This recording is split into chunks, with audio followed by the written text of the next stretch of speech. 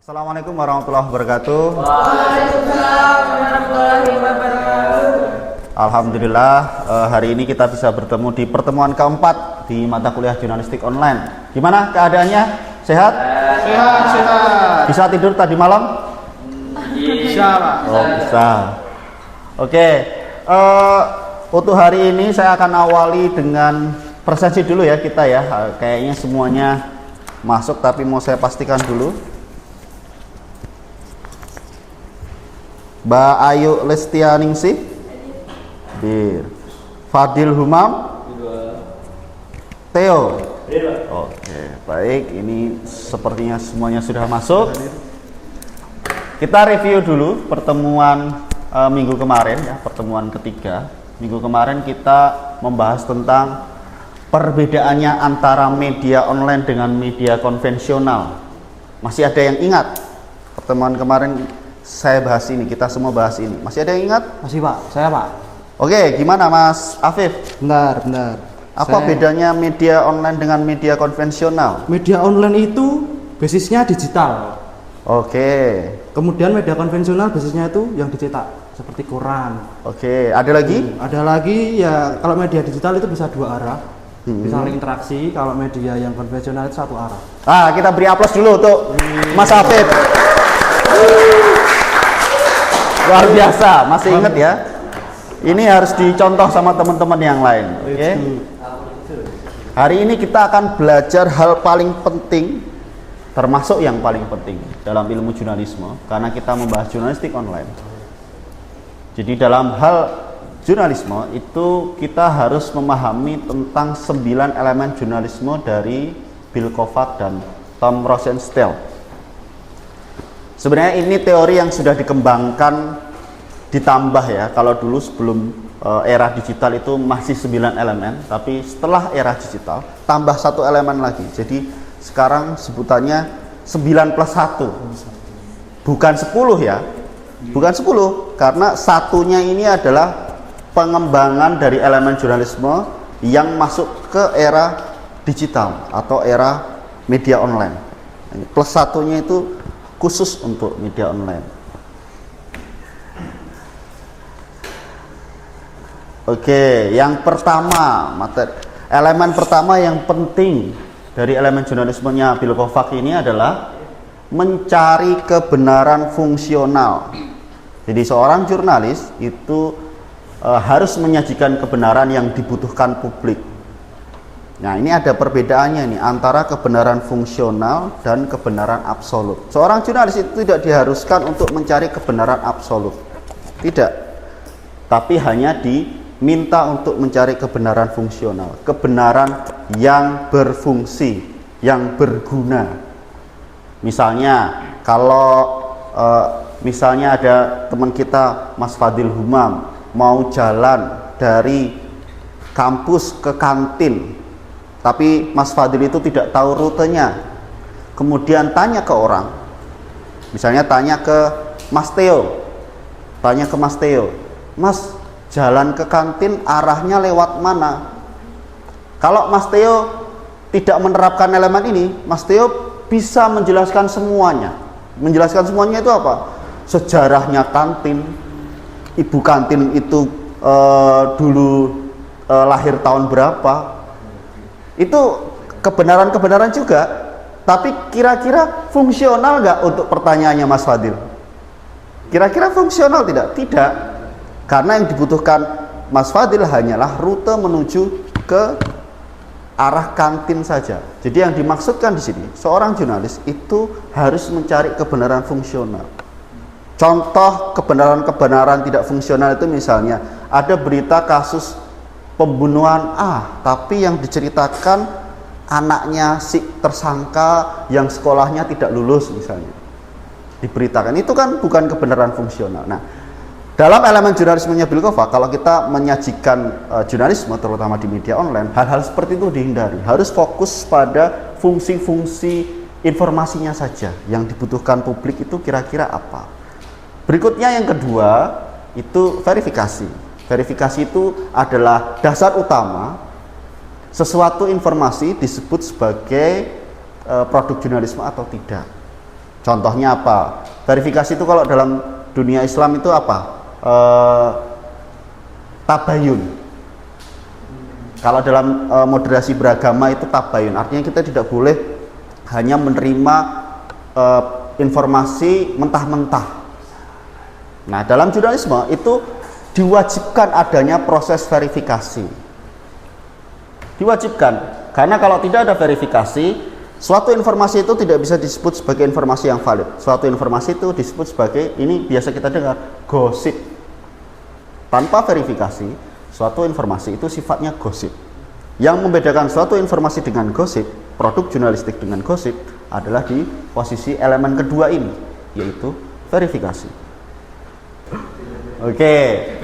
Yang ketiga dan keempat ini tidak kalah penting, yaitu pertama, seorang jurnalis atau seorang wartawan itu harus loyal. Loyal kepada siapa? Loyal kepada publik. Publik itu siapa? Orang-orang yang harus dilayani oleh media massa. Orang-orang ini terutama orang-orang yang tidak punya suara, tidak pernah didengar, terintimidasi, teraniaya. Orang-orang itu yang harus diadvokasi. Dalam bahasa jurnalis itu diadvokasi, suaranya harus didengar, volumenya harus dikerasin, karena tanpa media orang-orang ini tidak punya tempat lagi. Kalau sekarang kita sudah punya platform media sosial ya, jadi semua orang bisa mengeraskan suara orang-orang tertindas, jadi mereka bisa didengar. Kenapa ini penting? Karena media ini, terutama media online di era sekarang, itu harus mendengarkan suara-suara mereka, kalau tidak akan terjadi kekacauan. Makanya media itu termasuk dari salah satu pilar demokrasi, nomor 4. Itu fungsinya ada di elemen ketiga ini. Jadi media, dia harus loyal terhadap kebutuhan publik, kepentingan publik. Berikutnya, watchdog. Watchdog itu sebaliknya, media itu harus mengayomi masyarakat, membela publik, tapi harus kritis terhadap pemerintah. Harus kritis terhadap tidak hanya pemerintah ya, tapi kelompok-kelompok yang dominan, yang mayoritas. Karena fungsinya apa? Untuk keseimbangan, biar yang dominan tidak terlalu merasa berkuasa, yang didominasi tidak merasa putus asa. Jadi tugas jurnalis itu adalah menyeimbangkan itu. Oke, ini 4 dari 9 plus 1 elemen jurnalisme Bilkofak. Sampai di sini ada pertanyaan dari teman-teman? Bisa Pak Dovi. Oke, silahkan Mas Bara. Kan sama-sama mengadaptasi dari media digital atau media online ya Pak. Bedanya antara konten online untuk promosi dengan jurnalistik online itu seperti apa? Baik, pertanyaan yang bagus ya. Jadi memang kalau kita memperhatikan dari konten-konten yang ada di media online, terutama dari semua konten-konten yang ada di dunia digital, cukup sulit untuk dibedakan antara ini untuk produk kehumasan promosi dan yang satu untuk produk jurnalistik. Apa bedanya? Bedanya adalah di sifat kritisnya. Sifat kritisnya di mana? Di elemen keempat, yaitu watchdog. Kalau media bersifat humas atau promosi, dia tidak punya elemen kritis, dia tidak diperlukan elemen kritis. Bahkan dia tidak boleh kritis. Gak boleh kritis, promosi itu gak boleh kritis. Kamu kalau mempromosikan produk air kemasan mineral misalnya, tidak boleh kamu mengkritisi air kemasan itu. Tidak boleh, karena itu bukan posisinya. Posisinya memang untuk biar orang tertarik membeli produk itu. Sedangkan untuk jurnalistik online atau prinsip jurnalistik dalam media online, dia diharuskan kritis. Kalau memang air mineral kemasan itu tidak cukup baik, ya harus dibicarakan, harus disebarluaskan ke publik. Karena kembali ke elemen ketiga, yaitu loyal kepada publik. Kebutuhan publik harus diutamakan daripada kebutuhan perusahaannya. Itu. Terima kasih Mas Bara, pertanyaan yang luar biasa. Mari kita beri aplaus. Ada lagi? Pertanyaan? Saya, Pak. Oke. Dalam dunia jurnalistik itu kan ada perlu kritis itu tadi ya Pak. Ya. Tapi apakah media itu juga harus netral? Oke, pertanyaan yang luar biasa. Apakah media harus netral? Kalau kita perhatikan dua elemen jurnalistik dari Bill Kovac, yaitu loyal terhadap publik dan kritis terhadap kelompok yang dominan, justru kita tidak boleh netral. Karena netral tidak membuat kita bisa berpihak pada publik. Netral itu kan tidak boleh berpihak. Selama ini yang perlu digarisbawahi adalah netral itu tidak selalu suci dan baik. Harus dipahami dulu itu. Jadi netral itu, ambil contoh misalnya, Mas Theo dibully oleh Mas Fadil.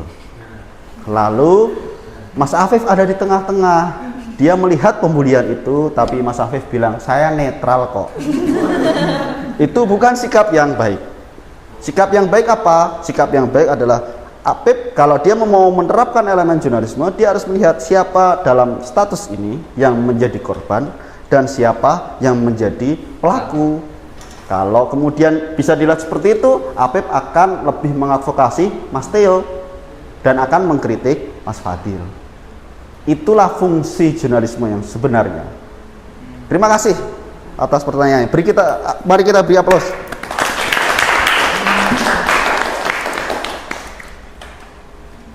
Dan jangan lupa ya, dalam prinsip-prinsip elemen jurnalisme ini harus diperhatikan bahwa sebenarnya prinsip-prinsip jurnalisme itu tidak terlalu jauh dengan moderasi beragama. Ambil contoh misalnya tadi, verifikasi itu sama persis dengan bagaimana prinsip tabayun. Terus loyal terhadap publik dan watchdog terhadap kelompok yang dominan itu similiar dengan prinsip adil, wasatiyah dalam moderasi beragama. Jadi jurnalis itu harus adil, bukan harus netral ya. Itu yang harus digarisbawahi. Adil itu beda dengan netral. Adil itu dia bisa, justru adil itu harus berpihak. Dia bisa berpihak, tidak berada di tengah-tengah. Baik, untuk materi hari ini kita cukup. Saya sudah menyebarkan kuis ya di WhatsApp grup kelas kita. Mohon untuk diisi teman-teman semua. Diisi semua pertanyaan-pertanyaannya, itu nanti kuis yang akan saya masukkan sebagai bahan penilaian teman-teman semua.